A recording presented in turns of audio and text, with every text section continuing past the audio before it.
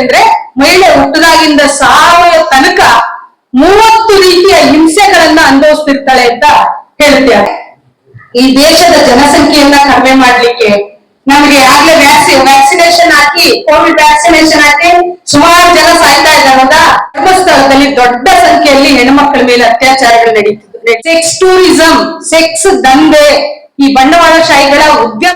SIR ಅನ್ನುವಂಥದ್ದು ನೀವೆಲ್ಲ ಗೊತ್ತಿರ್ಬೇಕು ನಿಮ್ಗೆ. ಎಪ್ಸ್ಟೀನ್ ಫೈಲ್ ಕೇಳಿದಿರಾ? ನಮ್ಮ ಮಂಡ್ಯ ಅಂತ ಜಿಲ್ಲೆಗಳಲ್ಲಿ ಒಂದ್ 20-25 ವರ್ಷದ ಹಿಂದಿಂದ ಸಾಕಷ್ಟು ಹೆಣ್ಣು ಮಕ್ಕಳು ಭ್ರೂಣ ಹತ್ಯೆ ಆಗಿ ಇವತ್ತು ಗಂಡು ಮಕ್ಕಳಿಗೆ ಮದುವೆ ಮಾಡ್ಕೊಳ್ಬೇಕು ಅಂತ ಅಪ್ಲಿಕೇಶನ್ ಹಾಕಿ ನಿಂತಿದ್ದಾರೆ. ಲಾರಾ ಜೆಟ್ಕಿನ್ ಅಂತ ಎಡಪಂಥೀಯ ನಾಯಕಿ, ಕಾರ್ಮಿಕ ವರ್ಗದ ನಾಯಕಿ ಇದನ್ನ ನಂತರ ಫೈಟ್ ಮಾಡಿ ವಿಶ್ವಸಂಸ್ಥೆ ಕೂಡ ಇದನ್ನ ಮಹಿಳಾ ದಿನಾಚರಣೆಯಾಗಿ ಆಚರಿಸಬೇಕು ಅಂತ ಒತ್ತಡವನ್ನ ತಂದ್ರು. ಸುಮ್ನೆ ಬಂದಿದ್ದಲ್ಲ. ಯಾವೊಂದು ಹಕ್ಕು ಕೂಡ ಹೆಣ್ಮಕ್ಳು ತಿಳ್ಕೊಳ್ಳಿ, ಸುಮ್ನೆ ಬಂದಿರೋದಲ್ಲ. ಪ್ರಿನ್ಸಿಪಲ್ ಸಾಹೇಬ್ರು ಹೇಳ್ತಾ ಇದ್ರು, ನಮ್ ಕಾಲದಲ್ಲಿ ಒಂದು ಬಸ್ ಇರ್ಲಿಲ್ಲ ಅಂದ್ರೆ ನಾವು ದೊಡ್ಡ ಮಟ್ಟದ ಹೋರಾಟ ಮಾಡ್ಬಿಡ್ತಿದ್ವಮ್ಮ. ಇವತ್ತು ವಿದ್ಯಾರ್ಥಿಗಳು ಯಾವ ಹೋರಾಟಗಳನ್ನೂ ಮಾಡ್ತಿಲ್ಲ. ಮೊಬೈಲ್ ಇಲ್ಲ ಅಂದ್ರೆ ಮಾತ್ರ ಬರ್ತಾರೆ ಆಫೀಸ್ ರೂಮ್ಗೆ. ಬಾಯಿ ಅವ್ರ ಫುಲೆ ಗೊತ್ತಲ್ಲ ಅವ್ರದ್ದು ನಾನ್ ನುಡಿ, ಹೆಣ್ಣೊಂದು ಕಲಿತಾರೆ ಶಾಲೆಯೊಂದು ತರದಂತೆ ಅನ್ನುವಂತ ನುಡಿಯನ್ನ ಕೊಟ್ಟಂತ ದೇವಿ ಇವತ್ತು ಅಂಬೇಡ್ಕರ್ ಅವರು ಕಾರ್ಮಿಕ ಮಂತ್ರಿ ಆದ ನಂತರ ಯಾವ ದೊಡ್ಡ ಹೋರಾಟವನ್ನು ಆಗ್ಲಿಕ್ಕೆ ಬಿಡ್ಲಿಲ್ಲ ಅಂತ ಈ ಕಾಲೇಜಿನ ಪ್ರಾಂಶುಪಾಲರಾದಂತ ಚಂದ್ರಶೇಖರ್ ಸರ್ ಅವರೇ, ಹಾಗೂ ನನ್ನ ಆತ್ಮೀಯರಾದಂತ ಚಾರ್ವಾಕದ ರಾಘು ಅವರೇ, ಹಾಗೂ ಸರೋಜಾ ಅವರೇ, ಹಾಗೂ ವೇದಿಕೆ ಮೇಲಿರುವ ಎಲ್ಲ ಗಣ್ಯ ಸ್ನೇಹಿತರೆ, ಮತ್ತೆ ಮುಖ್ಯವಾಗಿ ವೇದಿಕೆ ಮುಂದೆ ಇರುವ ನಿಮ್ಮೆಲ್ರಿಗೂ ಕೂಡ, ಎಲ್ಲ ಮಹಿಳೆಯರಿಗೂ, ಮಹಿಳಾ ಮನಸ್ಸುಳ್ಳ ಎಲ್ಲರಿಗೂ ಕೂಡ ಅಂತಾರಾಷ್ಟ್ರೀಯ ದುಡಿಯುವ ಮಹಿಳಾ ದಿನಾಚರಣೆಯ ಶುಭಾಶಯಗಳು. ಸ್ನೇಹಿತರೆ, ಮಹಿಳಾ ದಿನಾಚರಣೆ ಅಂದ ತಕ್ಷಣ ನಮಗೆ ಅನ್ಸೋದು ಏನಪ್ಪಾ ಅಂದ್ರೆ, ತುಂಬಾ ಒಳ್ಳೆಯ ಪೀಠಿಕೆಯನ್ನ ಹಾಕಿದ್ರು ಸ್ನೇಹಿತರು. ಇದು ಫಾದರ್ಸ್ ಡೇ, ಮದರ್ಸ್ ಡೇ, ಇನ್ನೊಂದು ಯಾವ್ದೋ ನ್ಯಾಚುರಲ್ ಡೇ, ಎಥ್ನಿಕ್ ಡೇ ತರ ಇದು ಒಂದು ದಿನ ಇರ್ಬೋದು ಅಂತ ತುಂಬಾ ಜನಕ್ಕೆ ಅನ್ಸುತ್ತೆ. ಆದ್ರೆ ಈ ಮಹಿಳಾ ದಿನಾಚರಣೆಯ ಮಹತ್ವವನ್ನ ನಾವು ಅರ್ಥ ಮಾಡ್ಕೊಳ್ಳೇಬೇಕು. ಯಾಕೆಂದ್ರೆ ಡಾಕ್ಟರ್ BR ಅಂಬೇಡ್ಕರ್ ಅವರು ಹೇಳ್ತಾರೆ, ಇತಿಹಾಸವನ್ನ ತಿಳಿಯದವರು ಇತಿಹಾಸವನ್ನ ನಿರ್ಮಿಸಲಾರರು ಅಂತ ಹೇಳ್ತಾರೆ. ಹಾಗಾಗಿ ಮುಂದಿನ ಇತಿಹಾಸದ ನಿರ್ಮಾಣಕಾರರಲ್ಲಿ ನೀವೆಲ್ಲರೂ ಇರೋದ್ರಿಂದ ನಮ್ಮ ಇಂದಿನ ಇತಿಹಾಸ ಏನಿತ್ತು ಅನ್ನುವಂಥದ್ದು ತುಂಬಾ ಮಹತ್ವಪೂರ್ಣವಾದಂಥದ್ದು, ತುಂಬಾ ಅಗತ್ಯವಾಗಿ ಇವತ್ತಿನ ಜನರೇಷನ್ಗೆ ಮತ್ತೆ ನಮ್ಗೆಲ್ರಿಗೂ ಕೂಡ ಬೇಕಾಗಿರುವಂತ ವಿಚಾರ. ಹಾಗಾಗಿ ಈ ಮಹಿಳಾ ದಿನಾಚರಣೆಯ ವಿಚಾರಕ್ಕೆ ಸಂಬಂಧಪಟ್ಟಂಗೆ ಇವತ್ತು ನನ್ನನ್ನ ಕರೆದು ಇಲ್ಲೊಂದು ಉಪನ್ಯಾಸ ಇಟ್ಕೊಂಡಿರುವಂತ ಈ ಕಾಲೇಜಿನ ಸಿಬ್ಬಂದಿ ವರ್ಗ, ಮತ್ತೆ ಇದನ್ನ ಬಹಳ ಶಿಸ್ತುಬದ್ಧವಾಗಿ ಕೂತು ಕೇಳ್ತಿರುವಂತ ನಿಮ್ಮೆಲ್ರಿಗೂ ಕೂಡ ಮತ್ತೊಮ್ಮೆ ಧನ್ಯವಾದಗಳನ್ನ ಹೇಳ್ತೀನಿ. ಮಾರ್ಚ್ 8 ಅಂತಾರಾಷ್ಟ್ರೀಯ ದುಡಿಯುವ ಮಹಿಳಾ ದಿನಾಚರಣೆ ಅಂತಂದ್ರೆ ಬರೀ ಮಹಿಳಾ ದಿನಾಚರಣೆ ಅಲ್ಲ, ಅದು ದುಡಿಯುವ ಮಹಿಳೆಯರ ದಿನಾಚರಣೆ ಅಂತಲೇ ನಾವ್ ಹೇಳ್ಬೇಕು. ಅಂದ್ರೆ ಮತ್ತೆ 8 ಅವರ್ ಅಂದ್ರೆ ಹೊರಗಡೆ ಹೋಗಿ ಹಣಕಾಸಿಗಾಗಿ ಹೊರಗಡೆ ದುಡಿಮೆ ಮಾಡುವಂತ ಹೆಣ್ಮಕ್ಳು ಮಾತ್ರ ಅಲ್ಲ, ಮನೆಯಲ್ಲಿ ದುಡಿಯುವವರು ಕೂಡ ಹೆಣ್ಮಕ್ಳು ಅಂತ ಆದ್ರೆ ಒಂದಲ್ಲ ಒಂದು ರೀತಿಯ ಜವಾಬ್ದಾರಿ ಮನೆಯಲ್ಲೂ, ಮನೆ ಹೊರಗೂ, ಸಮಾಜದಲ್ಲೂ ಎಲ್ಲಾ ರೀತಿಯ ಜವಾಬ್ದಾರಿಗಳನ್ನ ಒಂದಲ್ಲ ಒಂದ್ ರೀತಿ ನಿರ್ವಹಿಸ್ತಾನೆ ಇರ್ತಾರೆ. ಅಂತ ಎಲ್ಲಾ ಮಹಿಳೆಯರ ದಿನಾಚರಣೆಯನ್ನಾಗಿ ನಾವು ಭಾರತದಲ್ಲಿ ಆ ನಂತರ ದುಡಿಯುವ ಮಹಿಳಾ ದಿನದನ್ನ ಘೋಷಣೆ ಮಾಡಿದ್ರು. ಆ ನಂತರ ಇದನ್ನ ಅದಲ್ಲೂ ಮತ್ತೆ ಬೇರೆಗಳಲ್ಲೂ ಕೂಡ ಅಂತಾರಾಷ್ಟ್ರೀಯ ದುಡಿಯುವ ಮಹಿಳಾ ದಿನಾಚರಣೆ ಅಂತ ಹೇಳ್ತಾರೆ. ಆದ್ರೆ ಸರ್ಕಾರಗಳು, ಬಂಡವಾಳಶಾಹಿಗಳು ನಮ್ಮನ್ನ ಆಳವರು ಈ ದಿನವನ್ನ ದಿನ ಮಹಿಳೆಯರಿಗೆ ಅಂದ್ರೆ ಒಂದು ದಿನ ಪಬ್ಗಳಲ್ಲಿ ಅವ್ರಿಗೆಲ್ಲ ಡ್ರಿಂಕ್ಸ್ ಮಾಡಕ್ಕೆ ಫ್ರೀ ಆಗಿ ಬಿಟ್ಬಿಡ್ತೀವಿ, ಅದೊಂದ್ ದಿನ. ಇಲ್ಲಾಂದ್ರೆ ಜ್ಯುವೆಲ್ರಿ ಶಾಪ್ಗಳಲ್ಲಿ, ಚಿನ್ನದ ಶಾಪ್ಗಳಲ್ಲಿ ಒಂದಿನ ದಿನ ಮಹಿಳೆಯರಿಗೆ ಫ್ರೀ ಅಂತ ಕೊಡಲ್ಲ ಅನ್ಕೋಬೇಡಿ, ಫ್ರೀ ಎಲ್ಲ ಕೊಡಲ್ಲ. ರಿಯಾಯಿತಿ ದರದಲ್ಲಿ ಚಿನ್ನವನ್ನ ಮಾರಾಟ ಮಾಡುವಂತ ಒಂದು ದಿನ ಅವತ್ತು ಅಂತ ಹೇಳಿ ಇಡೀ ಆ ಮಹಿಳಾ ದಿನದ ಇತಿಹಾಸವನ್ನ, ಅದರ ಪ್ರಬುದ್ಧತೆಯನ್ನ, ಆ ಬಲಿದಾನವನ್ನ, ತ್ಯಾಗವನ್ನ ರೆಡ್ಯೂಸ್ ಮಾಡಿ ಕುಬ್ಜೀಕರಿಸಿ ಮಹಿಳೆಯರಿಗೆ ಇಲ್ಲಿಗೆ ಅಂತ ತಂದಿಟ್ಟವ್ರೆ. ಏನಪ್ಪಾ ಅಂದ್ರೆ ಅಯ್ಯೋ ಮಹಿಳಾ ದಿನಾಚರಣೆ ಬಿಡ್ರಿ ಅಂತೇಳಿ ಶಿವಸುಂದರ್ ಅವರು ತುಂಬಾ ಒಂದು ಒಳ್ಳೆ ಕವನ ಬರೆದಿದ್ದಾರೆ. ರಾಘು ಅವರು ನೋಡಿರ್ಬೇಕು, ತುಂಬಾ ಬಹಳ ಚೆನ್ನಾಗಿದೆ. ಸೂಕ್ತ ಅನ್ಸಿದ್ರೆ ನೀವ್ ಯಾರಾದ್ರೂ ಓದಿ, ಅದು ಇವತ್ತಿನ ಸಂದರ್ಭಕ್ಕೆ ಬಹಳ ರೆಲೆವೆಂಟ್ ಕೂಡ ಅಂತ ಅನ್ಸುತ್ತೆ. ಅಂದ್ರೆ ಯಾಕೆ ನಾವು ಅದನ್ನ ನೆನಪಿಸ್ಕೊಳ್ಬೇಕು? ಮತ್ತೆ ಟಾಪಿಕ್ ಬರೋದಾದ್ರೆ 1908 ಅಂದ್ರೆ ಪಾಶ್ಚಿಮಾತ್ಯ ದೇಶಗಳಲ್ಲಿ ಜರ್ಮನಿ, ಅಲ್ಲಿ ಕೈಗಾರಿಕೆಗಳು ದೊಡ್ಡ ಮಟ್ಟದಲ್ಲಿ ಅಂದ್ರೆ ಆಗಿನ ಕಾಲಕ್ಕೆ ದೊಡ್ಡ ಮಟ್ಟದಲ್ಲಿ ಆಗ ತಾನೇ ಪ್ರವರ್ತಮಾನಕ್ಕೆ ಬರ್ತಿದ್ದಂತ ಕಾಲದಲ್ಲಿ ಹೆಣ್ಣು ಮಕ್ಕಳು ದೊಡ್ಡ ಸಂಖ್ಯೆಯಲ್ಲಿ ಈ ಬಂಡವಾಳಶಾಹಿಗಳ ಇದರಲ್ಲಿ ದುಡಿಮೆ ಮಾಡ್ಲೇಬೇಕಾದಂತ ಅನಿವಾರ್ಯ ಸೃಷ್ಟಿಯಾಯ್ತು. ಹೆಣ್ಮಕ್ಳು ಮನೆ ಒಳಗೆ ಮನೆ ಹೊರಗೆ ಎಲ್ಲ ದುಡಿಮೆ ಮಾಡಿ 14 ಗಂಟೆಗಳ ಕಾಲ ದುಡಿಮೆ ಮಾಡ್ಬೇಕಾದಂತ ಅವಶ್ಯಕತೆ ಇತ್ತು. ಹೆಣ್ಮಕ್ಳು ಆಗ್ಲೇ ಹೇಳ್ದಂಗೆ ವಯಸ್ಸಾದವರು ಮನೆ ಅಡಿಗೆ ಪಡಿಗೆ ಎಲ್ಲಾ ಕೆಲಸ ಮುಗಿಸಿ ಹೊರಗಡೆನೂ ಹೋಗಿ ಕೆಲಸ ಮಾಡಿ ಬರೀ 30-35 ವರ್ಷಕ್ಕೆ ಸಾಯ್ತಿದ್ರಂತೆ. ಎನರ್ಜಿ ಪೋಲಾಗ್ತಿತ್ತು ಹೆಣ್ಮಕ್ಳಿಗೆ ಅಂತ. ಮತ್ತೆ ಕೆಲಸ ಮಾಡೋ ಜಾಗದಲ್ಲಿ ಹೆಂಗಿತ್ತು ಅಂದ್ರೆ ಗಾಳಿ ಇರ್ಲಿಲ್ಲ, ಬೆಳಕಿರ್ಲಿಲ್ಲ. ಒಂದು ಕಾರ್ಖಾನೆಯಲ್ಲಿ ಕೂಡಾಕಿ ಯಾವ ಬಿಡುವು ಲೀಜರ್ಗಳು ಕೂಡ ಇಲ್ದಿರ 14 ಗಂಟೆಗಳ ಕಾಲ ಸತತವಾಗಿ ಹೆಣ್ಣು ಮಕ್ಕಳು ದುಡಿಮೆ ಮಾಡ್ಬೇಕಾದಂತ ಅನಿವಾರ್ಯತೆ ಇತ್ತಂತೆ. ಅಷ್ಟೆಲ್ಲ ದುಡಿಮೆ ಮಾಡಿದ್ರು ಕೂಡ ಸಂಬಳ ಸರಿ ಇತ್ತಂದ್ರೆ ಸಂಬಳನೂ ಸರಿ ಇರ್ಲಿಲ್ಲ. ಮತ್ತೆ ಆ ಹೆಣ್ಮಕ್ಳು ಯಾವ ಬ್ರೇಕು ನ್ಯಾಚುರಲ್ ಇದಕ್ಕೆ ಅಂದ್ರೆ ರೀಸಸ್ಗೆ ಹೋಗೋದಿರ್ಲಿ, ಟಾಯ್ಲೆಟ್ಗೆ ಹೋಗೋದಿರ್ಲಿ, ಹೆಣ್ಣು ಮಕ್ಳು ಮುಟ್ಟಿನ ಸಂದರ್ಭ ಬಂದ್ರೆ, ಪ್ರೆಗ್ನೆಂಟ್ ಇದ್ರೆ ಯಾವ ಇದಕ್ಕೂ ಕೂಡ ಏನು ಮನ್ನಣೆ ಇಲ್ದಂಗೆ ಆ ಹೆಣ್ಮಕ್ಳು ದುಡಿಬೇಕಾಗಿತ್ತು. ಅಂದ್ರೆ ಅಲ್ಲಿನ ಬಂಡವಾಳಶಾಹಿ ವರ್ಗ ಆ ಹೆಣ್ಮಕ್ಳನ್ನ ಕೂಡ ಹಾಕ್ಬಿಟ್ಟು ಹೊರಗಡೆಯಿಂದ ಬೀಗ ಜಡಿತಿದ್ರಂತೆ. ಸ್ವೆಟ್ ಹೌಸ್ ಅಂತ ಕರೀತಾರೆ, ಅಂದ್ರೆ ಬೆವರಿನ ಮನೆ ಅಂತ. ಆ ಹೆಣ್ಣು ಮಕ್ಳು ಆ ಕತ್ಲೆಯಲ್ಲಿ ಫ್ಯಾನು ಇಲ್ದಿರ ದುಡ್ದು ಅಷ್ಟು ಬೇಗ ಸಾವನ್ನ ಹತ್ರ ತಗೊಳ್ತಿದ್ರಂತೆ. ಇದು ಸಹಿಸ್ಕೊಂಡು ಆ ಹೆಣ್ಮಕ್ಳಿಗೆ ಸಾಕಾಗಿ ಒಂದು ಅಷ್ಟೆಲ್ಲ ದುಡಿದ್ರು ಸಮಾನ ಅಂತ ಕೆಲಸಕ್ಕೆ ಸರಿಯಾದ ದುಡಿಮೆ ಇಲ್ಲ, ಮನೆಯಲ್ಲಿ ಮಕ್ಕಳನ್ನ ಪೋಷಣೆ ಮಾಡೋಕೆ ಕ್ರಶ್ ಇಲ್ಲ ಅಂದ್ರೆ ಶಿಶುಪಾಲನಾ ಕೇಂದ್ರಗಳಿಲ್ಲ, ದುಡಿಮೆ ಇಲ್ಲ, ಮತ್ತೆ ದುಡಿಮೆಯ ಸಮಯ ಕೂಡ ತುಂಬಾ ಇಷ್ಟು ದೊಡ್ಡ ಮಟ್ಟದಲ್ಲಿ ಶೋಷಣೆ ಮಾಡ್ತಿದ್ದಾರೆ ಅಂತೇಳಿ ಆ ಹೆಣ್ಣು ಮಕ್ಕಳು ಎಲ್ಲರೂ ಕೂಡ ಸಂಘಟಿತರಾಗಿ ಬೀದಿಗೆ ಬಂದು ಹೋರಾಟ ಮಾಡಿದಂತ ದಿನ. ಇದನ್ನ ಈ ಹೋರಾಟ ಮಾಡಿ ಇದನ್ನ ಹಕ್ಕನ್ನ ಪಡ್ಕೊಂಡಂತ ದಿನ ಅನ್ನೋ ಕಾರಣಕ್ಕೇನೆ ಇಲ್ಲಿನ ಬಂಡವಾಳಶಾಹಿಗಳು ಅದನ್ನ ಮರೆಮಾಚಿ ಹೆಣ್ಮಕ್ಳು ಅಂದ್ರೆ ರೇವಲಾನ್ ಏನ್ ಕ್ರಾಂತಿ ಆಗೋಗಿದೆಯಲ್ರಿ, ಹೆಣ್ಮಕ್ಳಿಗೆ ಮಿಕ್ಸಿ ಬಂದಿದೆ, ಮನೆಯಲ್ಲಿ ವಾಷಿಂಗ್ ಮಿಷಿನ್ ಬಂದಿದೆ, ಏನ್ ಕೇಳ್ತಾರೋ ಅದನ್ನೇ ತಂದ್ಕೊಡ್ತೀವಿ, ಟಿವಿ ತಂದ್ಕೊಡ್ತೀವಿ, ಅದನ್ನೇ ನೋಡ್ತಿರ್ತಾರೆ ಹೆಣ್ಮಕ್ಳು, ಇನ್ನೇನ್ರಿ ಬೇಕು, ಎಲ್ಲ ಬದಲಾವಣೆ ಆಗೋಗಿದೆಯಲ್ರಿ ಅನ್ನುವಂತ ಮಾತುಗಳನ್ನ ಆಡ್ತಾರೆ. ಆದ್ರೆ ಈಗಿನ ಕಾಲಕ್ಕೂ ಕೂಡ ಎಂತ ಸವಾಲುಗಳಿದೆ ಅನ್ನೋದು ನಂತರ ನಾನು ಮಾತಾಡ್ತಾ ಬರ್ತೀನಿ. ಆ ಕಾಲಕ್ಕೆ ಆ ಹೆಣ್ಣು ಮಕ್ಕಳು ಇನ್ನು ಸಾಕು ಅಂತೇಳಿ ಎಲ್ಲಿ ನಿಂತ್ರೋ ಅಲ್ಲಿ ದೊಡ್ಡ ಮಟ್ಟದ ಹೋರಾಟ ನಡೀತು. ನಾನಿನ್ ಸುಮ್ನೆ ಒಂದು ಪಾಸಿಂಗ್ ವರ್ಡ್ ಆಗಿ ಅದನ್ನ ಹೇಳ್ಕೊಂಡು ಹೋಗ್ತೀನಿ. ಒಂದೊಂದಕ್ಕೂ ಒಂದೊಂದು ದಿನ ಮಾತಾಡ್ಬೋದಾದಷ್ಟು ಇತಿಹಾಸ ಇದ್ರಲ್ಲಿ ಅಡಗಿದೆ. ಇತಿಹಾಸವನ್ನ ತುಂಬಾ ದೊಡ್ಡ ಮಟ್ಟದಲ್ಲಿ ಮಾತಾಡಕ್ ಆಗಲ್ಲ, ಹಾಗಾಗಿ ನಾನು ಅದನ್ನ ಅಷ್ಟೇ ಹೇಳ್ತಾ ಮುಂದಕ್ಕೆ ಹೋಗ್ತೀನಿ. ಆಮೇಲೆ ಮಾಲೀಕ ವರ್ಗ ಸುಮ್ನೆ ಬಿಡುತ್ತಾ, ನೀವೆಲ್ಲ ಹೋರಾಟ ಮಾಡ್ರಿ, ನಾವೆಲ್ಲ ನಿಮ್ಮ ಹಕ್ಕುಗಳು ಕೊಡ್ತೀವಿ ಅಂತ ಬಿಡ್ತಾರ? ಯಾವುದೇ ಒಂದು ಧ್ವನಿ ಎತ್ತಿದ್ರೆ ಮೊದಲು ಅಲ್ಲಿ ನಮ್ಮನ್ನ ಮಟಕ ಹಾಕ್ಲಿಕ್ಕೆ, ನಮ್ಮನ್ನ ತಡಿಲಿಕ್ಕೆ, ನಮ್ಮನ್ನ ಜಾರಿಣಿಯರು ಅಂತ ಹೇಳಲಿಕ್ಕೆ, ನಡತೆ ಗೆಟ್ಟವಳು ಅಂತ ಹೇಳಲಿಕ್ಕೆ, ಅಪ್ಪ ಅವಳು ಬಾಯಿ ನೋಡ್ರಿ ಎಷ್ಟು ದೊಡ್ಡದು ಅಂತ ಮಾತಾಡ್ಲಿಕ್ಕೆ, ಒಟ್ಟು ನಮ್ಮ ಕ್ಯಾರೆಕ್ಟರ್ ಅಸಾಸಿನೇಷನ್ ಮಾಡ್ಲಿಕ್ಕೇನೆ ಈ ವ್ಯವಸ್ಥೆ ಕಾಯ್ತಾ ಇರುತ್ತೆ. ಅದು ನಿಮ್ಗೂ ಗೊತ್ತಿದೆ. ಅಂತ ಸಂದರ್ಭದಲ್ಲಿ ಹೆಣ್ಮಕ್ಳು ನಾವು ಬಿಡೋದಿಲ್ಲ ಅಂತ ಹೋರಾಟ ಮಾಡಿದ್ದಕ್ಕೆ ಸುಮಾರು ಜನ ಹೆಣ್ಮಕ್ಳಿಗೆ ನಿಂತ್ಕೊಂಡು ಹೋರಾಟ ಮಾಡಲ್ಲ ಅನ್ನುವಂತ ಒಂದು ಕಾನೂನನ್ನ ತರುತ್ತೆ ಅಲ್ಲಿನ ಮಾಲೀಕ ವರ್ಗ. ನಿಂತ್ಕೊಂಡು ಹೋರಾಟ ಮಾಡಿದ್ರೆ ತಾನೇ ನಿಮ್ಗೆ ಸಮಸ್ಯೆ. ನಾವು ಒಂದ್ ಕಡೆ ನಿಂತ್ಕೊಳ್ಳಲ್ಲ ಅಂತೇಳಿ ಹೆಣ್ಣು ಮಕ್ಳು ಕೈ ಹಿಡ್ಕೊಂಡು ಬೀದಿಗಳಲ್ಲಿ ನಡೀತಾ ಹೋರಾಟ ಪ್ರತಿಭಟನೆಯನ್ನ ಮಾಡ್ತಾರಂತೆ. ಅಂದ್ರೆ ಆ ಸಂದರ್ಭದಲ್ಲಿ ಆ ಹೆಣ್ಮಕ್ಳು ಪ್ರತಿಭಟನೆ ಅನ್ನೋಂತ ತುಂಬಾ ಇಂಪಾರ್ಟೆಂಟ್. ಆದ್ರೆ ಪ್ರತಿಭಟನೆಯನ್ನ ನಾವು ಮಾಡೇ ತಿರ್ತೀವಿ, ನಮ್ಮ ಹಕ್ಕುಗಳನ್ನ ಪಡ್ಕೋತೀವಿ. ಆದ್ರೆ ನೀವ್ ಹೇಳಿದಕ್ಕೆ ಯಾವ್ದಕ್ಕೂ ನಾವು ಸೊಪ್ಪ ಹಾಕಲ್ಲ ಅನ್ನುವಂತ ಚಾಲೆಂಜ್ ಅನ್ನ ತಗೊಂಡು ನೂರಾರು ಹೆಣ್ಮಕ್ಳು ಒಂದ್ 2-3 ಕಾರ್ಖಾನೆಗಳಲ್ಲಿ ಈ ತರದ್ ನಡೆಯುತ್ತೆ. ಆ ನಂತರ ಇಡೀ ದೇಶದಾದ್ಯಂತ ಇದು ಕಾಡ್ಗಿಚ್ಚಿನ ತರ ಆಡುತ್ತೆ. ಎಲ್ಲಾ ಕಡೆ ಬೇರೆ ಬೇರೆ ಕಾರ್ಖಾನೆಗಳಲ್ಲಿ ಇದ್ದಂತ ಹೆಣ್ಣುಮಕ್ಳು ಕೂಡ ಈ ಪ್ರೇರಣೆಗೊಂಡು, ಈ ಹೋರಾಟದಿಂದ ಪ್ರೇರಣೆಗೊಂಡು ಅವರು ಬೀದಿಗಳಲ್ಲಿ ಹೋರಾಟವನ್ನ ಮಾಡಿ ಈ ಹೋರಾಟಕ್ಕೆ ಧ್ವನಿಯನ್ನ ಗೂಡಿಸಿ ತಮ್ಮ ಭುಜವನ್ನ ಸೇರಿಸಿ ಈ ಹೋರಾಟಕ್ಕೆ ಬೆಂಬಲವನ್ನ ಸೂಚಿಸೋದ್ರ ಮೂಲಕ ಈಗ ಇಷ್ಟು ದೊಡ್ಡ ಇತಿಹಾಸವನ್ನ ಪಡೆದಿರುವಂತದ್ದಾಗಿದೆ ಸ್ನೇಹಿತರೆ. ಹಾಗೆ ಹೇಳಿ ಇದಕ್ಕೆ ನಾವು ದೊಡ್ಡ ಮಟ್ಟದ ಇತಿಹಾಸ ಇದೆ ಅಂತ ನಂಬಿ ನಾವು ಅದಕ್ಕೆ ಶಬಾಷ್ಗಿರಿ ಹಾಕಿ ಆ ಹೋರಾಟದಲ್ಲಿ ಮುನ್ನಡಿಬೇಕಾ ಬೇಡವಾ?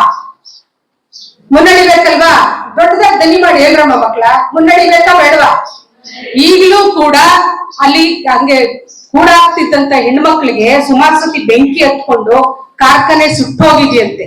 ಸುಟ್ಟೋದಾಗ್ಲೂ ಕೂಡ ಬೀಗ ತೆಗಿಯಕ್ಕಾಗದೆ ಸುಮಾರು ಹೆಣ್ಣು ಮಕ್ಕಳು ಆ ಕಾರ್ಖಾನೆಗಳಲ್ಲಿ ಸುಟ್ಟು ಸತ್ತು ಹೋಗಿರುವಂತ ಉದಾಹರಣೆಗಳು ಕೂಡ ದೊಡ್ಡ ಮಟ್ಟದಲ್ಲಿದೆ.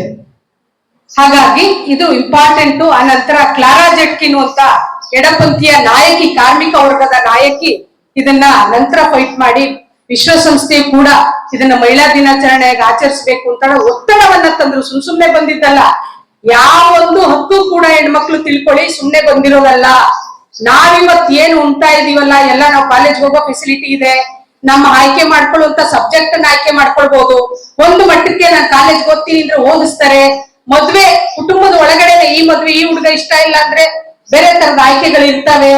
ಆದಷ್ಟು ಇದು ಏನು ಅಂತರ್ಜಾತಿ ವಿವಾಹಗಳು ಒಂದೊಂದು ತುಂಬಾ ಮಟ್ಟಿಗೆ ಆಗ್ತಿಲ್ಲ, ಒಂದು ಮಟ್ಟಕ್ಕೆ ಆಗ್ತಿದ್ದಾವೆ. ಆ ಎಲ್ಲಕ್ಕೂ ಕೂಡ ಇವತ್ತು ಆ ಹೆಣ್ಣು ಮಕ್ಕಳು ಸೌಸ್ ಬಂದಿದ್ದಂತ ಹಾದಿ ಏನಿದೆ ಅದು ಮುಖ್ಯ ಕಾರಣ. ಫುಲೆ ಗೊತ್ತಲ್ಲ ಅವ್ರದ್ದು ನಾನ್ ನುಡಿ, ಹೆಣ್ಣೊಂದು ಕಲಿತಾರೆ ಶಾಲೆಯೊಂದು ತೆರದಂತೆ ಅನ್ನುವಂತ ನುಡಿಯನ್ನ ಕೊಟ್ಟಂತ ದೇವಿ. ಇವತ್ತು ನಾವು ಶಾರದಾ ದಿನ ಯಾರಪ್ಪ ನಾವು ಟೀಚರ್ಸ್ ಡೇ ಎಲ್ಲ ಅವ್ರನ್ನ ಆಚರಿಸ್ಬೇಕು. ನಾವು ಇವತ್ತು ಟೀಚರ್ಸ್ ಡೇ ಅಂತೇಳಿ ಅವ್ರನ್ನ ಆಚರಿಸ್ಬೇಕು. ಯಾವ್ದೋ ದೇವ್ರುಗಳನ್ನ ಇಟ್ಟು ಪೂಜೆ ಮಾಡ್ತೀವಿ, ಇರ್ಲಿ ಅದು ಬೇರೆ ವಿಷಯ. ಹಿಂಗೆ ಆದ್ರೆ ಬೇರೆ ಕಡೆ ನಡೆದಂತ ಈ ಹೋರಾಟ ಏನಿತ್ತು ಅಲ್ಲಿ ಅವ್ರು ಡಿಮ್ಯಾಂಡ್ ಇಟ್ಟಿದ್ದು ತುಂಬಾ ದೊಡ್ಡ ಡಿಮ್ಯಾಂಡ್ ಇತ್ತು. ಅದರಲ್ಲಿ ಮುಖ್ಯವಾಗಿರುವಂತದ್ದನ್ನ ಹೇಳೋದಾದ್ರೆ ನಮ್ಗೆ ಸಮಾನ ಕೂಲಿ ಕೊಡ್ಬೇಕು, ನಮ್ಮ ಶ್ರಮಕ್ಕೆ ತಕ್ಕಂತ ಕೂಲಿಯನ್ನ ಕೊಡ್ಬೇಕು. ನಂತರ ನಮಗೆ ಕೆಲಸದ ಅವಧಿಯನ್ನ ಕಡಿಮೆ ಮಾಡ್ಬೇಕು, 14 ಗಂಟೆಗಳ ಅವಧಿಯನ್ನ ಕಡಿಮೆ ಮಾಡ್ಬೇಕು ಅನ್ನುವಂತ ಡಿಮ್ಯಾಂಡ್ ಇಟ್ರು. ಮೂರನೇ ಡಿಮ್ಯಾಂಡ್ ಏನಪ್ಪಾ ಇಟ್ರು ಅಂದ್ರೆ ಶಿಶುಪಾಲನಾ ಕೇಂದ್ರಗಳು ಬೇಕು. ನಾವು ಕೆಲ್ಸಕ್ಕೆ ಬಂದ್ರೆ ನಮ್ಮ ಮಕ್ಕಳನ್ನ ನೋಡ್ಕೊಳ್ಳೋರು ಯಾರು ಇಲ್ಲ. ಅವ್ರು ತಿಂದ್ರು ಉಂಡ್ರು ಏನಾದ್ರು ಕೊಲೆಗಳಾದ್ರು ಅತ್ಯಾಚಾರ ಆದ್ರೂ ಏನು ಗೊತ್ತಾಗ್ತಿಲ್ಲ. ಹಾಗಾಗಿ ನಮ್ಗೆ ನಾವು ಕೆಲಸ ಮಾಡೋ ಜಾಗದಲ್ಲೇ ಮಕ್ಕಳು ನೋಡ್ಕೊಂಡು ನಾವು ಕೆಲಸನೂ ಮಾಡ್ಲಿಕ್ಕೆ ನಮ್ಗೆ ಶಿಶುಪಾಲನಾ ಕೇಂದ್ರಗಳು ಬೇಕು ಅನ್ನುವಂತ ಡಿಮ್ಯಾಂಡ್ ಅನ್ನ ಇಟ್ರು. ಆ ನಂತರ ಆ ಡಿಮ್ಯಾಂಡು ಸರಿ ಆಗತ್ತೆ ಅಂದ್ರೆ ಮಾಡ್ತಾರೆ, ಮಾಲೀಕ ವರ್ಗ ಬಗ್ಲೇಬೇಕಾಗತ್ತೆ ಹೋರಾಟಕ್ಕೆ ಮಣಿದು. ಆದ್ರೆ ಭಾರತದಲ್ಲಿ ನಾವೆಲ್ಲರೂ ಕೂಡ ತುಂಬಾ ಲಕ್ಕಿ. ಅಂಬೇಡ್ಕರ್ ಅವರು ಕಾರ್ಮಿಕ ಮಂತ್ರಿ ಆದ ನಂತರ ಯಾವ ದೊಡ್ಡ ಹೋರಾಟವನ್ನು ಆಗ್ಲಿಕ್ಕೆ ಬಿಡ್ಲಿಲ್ಲ. ಯಾಕೆಂದ್ರೆ ಅವ್ರು ಸಮಾಜವಾದಿಯಾಗಿದ್ರು, ಮತ್ತೆ ಸಮಾಜ ಹೆಂಗ್ ಹೋಗ್ಬೇಕು ಮುಂದಕ್ಕೆ ಅನ್ನುವಂತ ಒಂದು ದೊಡ್ಡ ಕನಸಿತ್ತು ಅವ್ರಿಗೆ. ಮತ್ತೆ ಅದ್ ಏನೇ ಆದ್ರೂ ಮಹಿಳೆಯರಿಂದನೇ ಈ ಸಮಾಜ ಉದ್ಧಾರ ಆಗುತ್ತೆ ಅನ್ನುವಂಥದ್ದು ಗೊತ್ತು.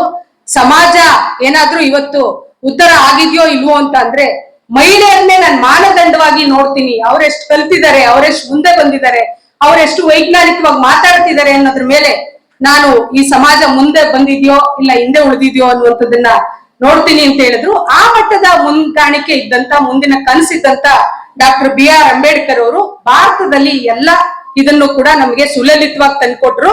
ಹಂಗಾಗಿ ನಮ್ಗೆ ಯಾವ ದೊಡ್ಡ ಹೋರಾಟನೂ ಇಲ್ಲ, ಎಂತದೂ ಇಲ್ಲ. ಹಾಗಾಗಿ ನಾವು ಒಂಥರ ಲಕ್ಕಿಗಳು. ಇಂಥ ಆಫೀಸರು, ಇಂಥ ಸಮಾಜವಾದಿ ಸುಧಾರಣೆಯ ಚಿಂತಕರು ಇರೋದ್ರಿಂದ ನಮ್ಗಿಂತವೆಲ್ಲ ಸಿಗ್ತವೆ ಅಂತ ಹೇಳ್ಬೋದು. ಸ್ನೇಹಿತರೆ, ಇದು ಹೋರಾಟ ಆಯ್ತು, ಇತಿಹಾಸ ಆಯ್ತು. ಇವಾಗಿನ ಸಂದರ್ಭ ಏನು ಅಂತ ನೋಡೋದಾದ್ರೆ ಪ್ರಿನ್ಸಿಪಾಲ್ ಸಾಹೇಬ್ರು ಹೇಳ್ತಾ ಇದ್ರು, ನಮ್ ಕಾಲದಲ್ಲಿ ಒಂದು ಬಸ್ ಇರ್ಲಿಲ್ಲ ಅಂದ್ರೆ ನಾವು ದೊಡ್ಡ ಮಟ್ಟದ ಹೋರಾಟ ಮಾಡ್ಬಿಡ್ತಿದ್ವಮ್ಮ. ಇವತ್ತು ವಿದ್ಯಾರ್ಥಿಗಳು ಯಾವ ಹೋರಾಟಗಳನ್ನೂ ಮಾಡ್ತಿಲ್ಲ, ಮೊಬೈಲ್ ಇಲ್ಲ ಅಂದ್ರೆ ಮಾತ್ರ ಬರ್ತಾರೆ ಆಫೀಸ್ ರೂಮ್ಗೆ, ಇನ್ನಿಲ್ಲ ಅಂದ್ರೆ ಬರೋದಿಲ್ಲ ಅಂತೇಳಿ. ಅಪ್ಪ ಅವ್ರು ನಿಮ್ಮನ್ನು ದೂಷಿಸ್ಲಿಲ್ಲ, ನಾನು ನಿಮ್ಮನ್ನು ದೂಷಿಸಲ್ಲ. ಇವತ್ತಿನ ಕಾಲಘಟ್ಟ, ಇವತ್ತಿನ ಚಾಲೆಂಜಸ್ ನಮ್ಗೆ ಅವತ್ತಿನ ಚಾಲೆಂಜಸ್ ಗಿಂತ ತುಂಬಾ ದೊಡ್ಡದಾದಂತ ಚಾಲೆಂಜಸ್ ಇದೆ. ಹೌದಾ? ಎಷ್ಟೇ ಓದಿದ್ರು ವಿದ್ಯಾರ್ಥಿಗಳಿಗೆ ಉದ್ಯೋಗಗಳಿಲ್ಲ. ಹೋಗ್ತೀರಾ ಡಿಗ್ರಿ ಓದ್ಲಿ, ಮೊದ್ಲು ಒಂದಷ್ಟು ಡಿಗ್ರಿ ಮಾಡಿದ್ರೆ ಸಾಕು, ಏನು 36% ಓದಿದ್ರೆ ಜಸ್ಟ್ ಪಾಸ್ ಆದ್ರೆ ಕೆಲ್ಸಗಳು ಸಿಗ್ತಾ ಇತ್ತು. ಇವತ್ತು ಕೆಲ್ಸಗಳಿಲ್ಲ, ನಿರುದ್ಯೋಗದ ಸಮಸ್ಯೆ ತಾಂಡವಾಡ್ತಿದೆ. ಎಲ್ಲಿ ನಾನು ನೋಟೆಡ್ ಆಗ್ಬಿಡ್ತೀನಿ, ಒಂದು ಮಾತಾಡಿದ್ರೆ ಏನು ಅಂತ ಭಯದಿಂದ ಬದುಕುವಂತ ವಾತಾವರಣ ನಿರ್ಮಾಣ ಆಗಿದೆ.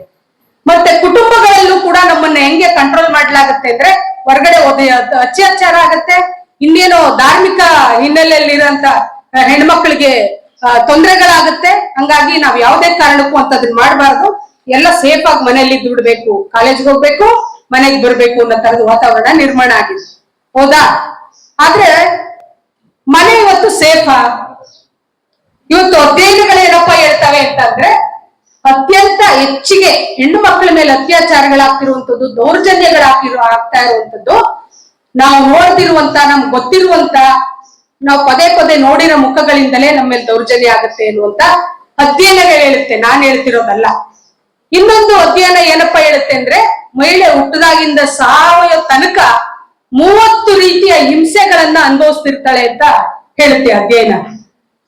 ಒಂದು ಸತಿ ಹೊಡೆದ್ರೆ ಅದು ಒಂದ್ ಸತಿ ಕೌಂಟ್, 100 ಸತಿ ಹೊಡೆದ್ರು ಅದು ಒಂದೇ ಸತಿ ಕೌಂಟ್. ಆ ತರ 30 ರೀತಿಯ ದೌರ್ಜನ್ಯಗಳಾಗ್ತವೆ. ಹೊಟ್ಟೆಯಲ್ಲಿ ಹೆಣ್ಮಗುನ ಅಂತ ಗೊತ್ತಾಗ್ಲಿಂದಲೂ ಹಿಂಸೆಗಳಾಗ್ತವೆ, ದೌರ್ಜನ್ಯಗಳಾಗ್ತವೆ. ಹೆಣ್ಮಗು ಯಾಕೆ ಅನ್ನುವಂಥದ್ದು ನಿಮ್ಗೆ ಗೊತ್ತಿರ್ಬೋದು. ಮಂಡ್ಯ ಅಂತ ಜಿಲ್ಲೆಗಳಲ್ಲಿ ಒಂದ್ 20-25 ವರ್ಷದ ಹಿಂದಿಂದ ಸಾಕಷ್ಟು ಹೆಣ್ಣು ಮಕ್ಕಳು ಭ್ರೂಣ ಹತ್ಯೆ ಆಗಿ ಆಗಿ ಆಗಿ ಇವತ್ತು ಗಂಡು ಮಕ್ಕಳಿಗೆ ಮದುವೆ ಮಾಡ್ಕೊಳ್ಬೇಕು ಅಂತ ಅಪ್ಲಿಕೇಶನ್ ಹಾಕಿ ನಿಂತಿದ್ದಾರೆ. ಹೆಣ್ಣು ಮಕ್ಕಳು ಸಿಗ್ತಿಲ್ಲ. ಕಾರಣ ಏನು? ಹೆಣ್ಣು ಮಕ್ಕಳು ಹುಟ್ಟಿದ್ರೆ ಅವ್ರಿಗೆ ಏನು ಬೋಜು, ನಮ್ಗೆ ಭಾರ, ತಲೆ ಭಾರ, ಓದಿಸ್ಬೇಕು, ಮದ್ವೆ ಕಳಿಸ್ಬೇಕು, ವರದಕ್ಷಿಣೆ ಕೊಡ್ಬೇಕು, ತಲೆನೋವು ಯಾಕಪ್ಪ ಅಂತೇಳಿ ಹೆಣ್ಣು ಮಕ್ಕಳ ಹುಟ್ಟನ್ನೇ ನಿರಾಕರಿಸಿ ಭ್ರೂಣದಲ್ಲಿ ಅವ್ರನ್ನ ಹತ್ಯೆ ಮಾಡಿರೋದ್ರಿಂದ ಇವತ್ತು ಸಮಾಜ ಅವೈಜ್ಞಾನಿಕವಾಗಿ ಮುಂದೆ ಹೋಗ್ತಾ ಇದೆ. ಅಲ್ಲಿ DC ತಹಸೀಲ್ದಾರ್ಗಳಿಗೆ ಅಪ್ಲಿಕೇಶನ್ ಇಟ್ಕೊಂಡು ನಿಂತಿದ್ದಾರೆ. ಹುಡುಗಿ ಇರ್ಬೋದು, ಯಾವುದೇ ಜಾತಿ ಇರ್ಬೋದು, ಯಾವುದೇ ಕುಲ ಇರ್ಬೋದು, ಕಪ್ಪಗಿದಾಳ, ಬೆಳ್ಳಗಿದಾಳ, ದಪ್ಪಗಿದಾಳ, ಏನಾದ್ರೂ ಪರವಾಗಿಲ್ಲ, ನಮ್ಗೆ ಹುಡುಗಿ ಬೇಕು ಮದ್ವೆ ಆಗ್ಲಿಕ್ಕೆ ಅನ್ನೋ ತರದ ಹಾಹಾಕಾರ ಶುರುವಾಗಿದೆ ಸ್ನೇಹಿತರೆ. ಒಂದ್ ಕಡೆ ಅನ್ಸ್ಬೋದು ಪರವಾಗಿಲ್ಲಪ್ಪ ನಮಗೂ ಡಿಮ್ಯಾಂಡ್ ಬಂತು ಅಂತ. ಖಂಡಿತ ತಪ್ಪು. ನಮಗ್ ಡಿಮ್ಯಾಂಡ್ ಬಂದಿರೋದಲ್ಲ, ಅಂಕಿ ಅಂಶಗಳನ್ನ ನೋಡಿ ಅತ್ಯಾಚಾರಗಳು ಹೆಚ್ಚಾಗ್ತಿದಾವೆ. ಅತ್ಯಾಚಾರಗಳು ಇನ್ನೆಲ್ಲೂ ಇಲ್ಲದಷ್ಟು ಮಟ್ಟಿಗೆ ಭಾರತ ದೊಡ್ಡ ಮಟ್ಟದಲ್ಲಿ ಮುಂದೆ ಇದೆ. ಮಹಿಳೆಯರು ಮತ್ತು ಮಕ್ಕಳ ಸಾಗಾಣಿಕೆಯಲ್ಲಿ ದೌರ್ಜನ್ಯದಲ್ಲೂ ಕೂಡ ಮೊದಲ ಸ್ಥಾನ ಗಳಿಸಿದೆ. ಅತ್ಯಾಚಾರದಲ್ಲೂ ಕೂಡ ಅದೇ ಮೊದಲ ಸ್ಥಾನವನ್ನ ನಾವು ಕಾಪಾಡ್ಕೊಂಡು ಹೋಗ್ತಾ ಇದೀವಿ. ಇದಕ್ಕೆಲ್ಲ ನಮ್ಮ ವಿಶ್ವಗುರುಗಳು, ನಮ್ಮ ನಾಲ್ಕಿರ ಮಂತ್ರಿ ಮಹೋದಯರಿಗೆ ಈ ಕ್ರೆಡಿಟ್ ನ ಕೊಡ್ಬೇಕಾಗತ್ತೆ. ಮತ್ತೆ ಭಾರತ ಬೃಹತ್ ಉದ್ಯಮ ಇನ್ನೊಂದು ಯಾವ್ದಪ್ಪ ಅಂದ್ರೆ ಮಾನವರ ಕಳ್ಳ ಸಾಗಾಣಿಕೆ. ಮಾನವರು ಅಂತಂದ್ರೆ ಅದ್ರಲ್ಲಿ ಮತ್ತೆ ಹೆಣ್ಣು ಮಕ್ಕಳೇ ಬರೋದು, ನೆನ್ಪಿಟ್ಕೊಳ್ಳಿ. ಗಂಡಸರನ್ನ ಕಡಿಮೆ ಸಂಖ್ಯೆಯಲ್ಲಿ, ಗಂಡು ಮಕ್ಕಳ ಮೇಲೂ ದೌರ್ಜನ್ಯ ಆಗ್ತಿದೆ ಸ್ನೇಹಿತರೆ, ನಾನು ಇಲ್ಲ ಅಂತ ಹೇಳಲ್ಲ. ಆದ್ರೆ ಹೆಣ್ಣು ಮಕ್ಕಳ ಮೇಲೆ ಸೆಕ್ಸ್ ಟೂರಿಸಂ, ಸೆಕ್ಸ್ ದಂಧೆ, ಈ ಬಂಡವಾಳಶಾಹಿಗಳ ಉದ್ಯಮಗಳಿಗೆ ಅವರನ್ನ ಗ್ರಾಹಕರನ್ನಾಗಿ ಸೆಳೆಲಿಕ್ಕೆ ಇದೇ ಹೆಣ್ಣು ಮಕ್ಕಳ ದೇಹ ಮಾರಾಟ ಮತ್ತೆ ಅವರ ಸೆಕ್ಸ್ ದಂಧೆ, ಟೂರಿಸಂಗೆ ಹೆಣ್ಣು ಮಕ್ಕಳ ಸಾಗಾಣಿಕೆ ನಡೀತಾ ಇದೆ. ಹಾಗಾಗಿ ನಾವು ಅದರಲ್ಲೂ ಕೂಡ ಮುಂದೆ ಇದ್ದೀವಿ. ಈ ತರದ ದೌರ್ಜನ್ಯಗಳು ಹುಟ್ಟಿನಿಂದನೇ ಭ್ರೂಣದಿಂದ ಶುರುವಾಗತ್ತೆ. ಹೆಣ್ಣು ಮಕ್ಕಳು, ದಲಿತ ಹೆಣ್ಣು ಮಕ್ಕಳ ಮೇಲೆ ಪ್ರತಿ ದಿನ 3 ಜನ ದಲಿತ ಹೆಣ್ಣು ಮಕ್ಕಳ ಮೇಲೆ ಅತ್ಯಾಚಾರಗಳಾಗತ್ತೆ ಅಂತ ಆನಂದ್ ತೇಲ್ತುಂಬಡೆ ಎನ್ನುವಂತ ಒಬ್ಬ ಮೇಧಾವಿ ಸಮಾಜ ವಿಜ್ಞಾನಿ ಇದನ್ನ ಹೇಳ್ತಾರೆ. ಯಾಕೆ ಅಂತಂದ್ರೆ ಹೆಣ್ಣು ಮಕ್ಕಳು ಅಂದ್ರೆ ಕೀಳು, ಅದರಲ್ಲೂ ದಲಿತ ಹೆಣ್ಣು ಮಕ್ಕಳು ಅಂದ್ರೆ ಇನ್ನೂ ಕೀಳು. ಅವ್ರು ಇರೋದೇ ಅಂತದಕ್ಕೆ ಬಳಸ್ಕೊಳ್ಬೇಕಾದಂತವ್ರು ಅನ್ನೋ ತರದ ಒಂದು ಶ್ರೇಷ್ಠ ಕನಿಷ್ಠ ಮನಸ್ಥಿತಿ ಇದಕ್ಕೆ ಈಡು ಮಾಡ್ತಿದೆ ಅನ್ನುವಂಥದ್ದನ್ನ ನಾವು ನೋಡ್ಬೇಕು. ಹಂಗಾಗಿ ಇನ್ನ ಕೆಲವು ವಿಚಾರಗಳು ನೋಡೋದಾದ್ರೆ, ದಿನನಿತ್ಯ ಅತ್ಯಾಚಾರಗಳು, ದಮನಗಳು, ಮರ್ಯಾದೆಹೀನ ಹತ್ಯೆಗಳು ನಡೀತಿದ್ವು ದೊಡ್ಡ ಮಟ್ಟದಲ್ಲಿ. ಅಂದ್ರೆ ಸಮಾಜದ ಮನಸ್ಥಿತಿ ಯಾವ ಕಡೆ ಹೋಗ್ತಿದೆ? ನಾನೆಂತ ಮಗಳೇ ತಂದೆ ಅಥವಾ ತಾಯಿ ಸಾಯಿಸ್ತಾರೆ ಮರ್ಯಾದೆಗೇಡಿ ಹತ್ಯೆ ಹೆಸರಲ್ಲಿ ಅಂತಂದ್ರೆ ಸಮಾಜದ ಈ ಮನಸ್ಥಿತಿ ಇದೆಯಲ್ಲ, ಇದು ಅನಾರೋಗ್ಯಕರ ಮನಸ್ಥಿತಿ ಅಷ್ಟೇ. ಈ ಅನಾರೋಗ್ಯಕರ ಮನಸ್ಥಿತಿ ಮತ್ತೆ ಮಗನ್ ಸಾಯಿಸೋ ಮಟ್ಟಕ್ಕೆ ಮಾತ್ರ ಇರಲ್ಲ. ಯೋಚನೆ ಮಾಡಿ, ಅಷ್ಟು ವರ್ಷ ನಮ್ಮ ಮೇಲೆ ಎತ್ತು ಸಾಕಿ ಆ ಮಗುವಿನ ಅಂಡು ತೊಳೆದು ಅದನ್ನ ಎದೆ ಮೇಲೆ ಹಾಕೊಂಡು ಮಲಗಿಸ್ಕೊಂಡು ಮುದ್ದು ಮಾಡಿ ಆ ಮಗುವಿನ ಸಾಯಿಸ್ತಾರೆ. ಅಂತರ್ಜಾತಿ ಮದುವೆ ಮಾಡ್ಕೊಂಡ್ರು, ಅನ್ಯ ಧರ್ಮೀಯ ಅನ್ಯ ಜಾತಿಯ ಹುಡುಗನೋ ಹುಡುಗಿನೋ ಮದುವೆ ಮಾಡ್ಕೊಂಡ್ರು ಅನ್ನೋ ಕಾರಣಕ್ಕೆ ಸಾಯಿಸ್ತಾರೆ ಅಂದ್ರೆ ಆ ಕೆಟ್ಟ ಮನಸ್ಥಿತಿ ಅಷ್ಟಕ್ ಮಾತ್ರ ಸೀಮಿತ ಆಗಿರೋದಿಲ್ಲ.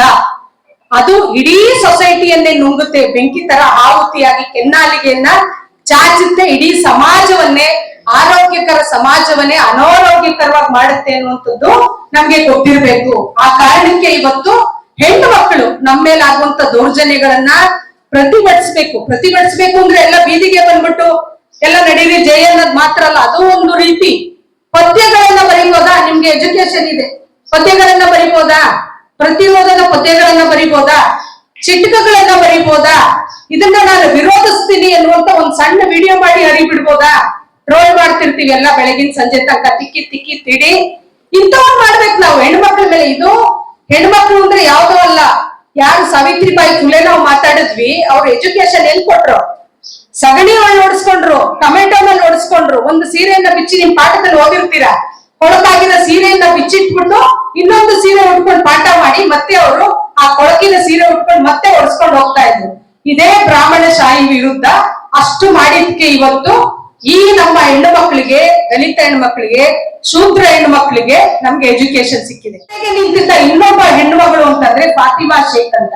ಆ ಫಾತಿಮಾ ಶೇಖ್ ಕೂಡ ಇದೇ ತರ ಹೆಣ್ಮಕ್ಳ ಜೊತೆಗೆ ನಿಂತು ಶೂದ್ರ ಹೆಣ್ಣು ಮಕ್ಕಳಿಗೆ ಇಬ್ರು ಹೆಗಲಿಗೆ ಹೆಗಲು ಕೊಟ್ಟು ಶೂದ್ರ ಹೆಣ್ಣು ಮಕ್ಕಳಿಗೆ, ದಲಿತ ಹೆಣ್ಣು ಮಕ್ಕಳಿಗೆ, ಸುಮಾರು ಸತಿ ಬ್ರಾಹ್ಮಣ ಹೆಣ್ಮಕ್ಳು ಕೂಡ ಎಜುಕೇಶನ್ ಕೊಟ್ಟಿದ್ದು ಈ ತಾಯಂದಿರ ನೆನಪನ್ನ ನಾವು ಮರೆಯೋ ಹಾಗಿಲ್ಲ.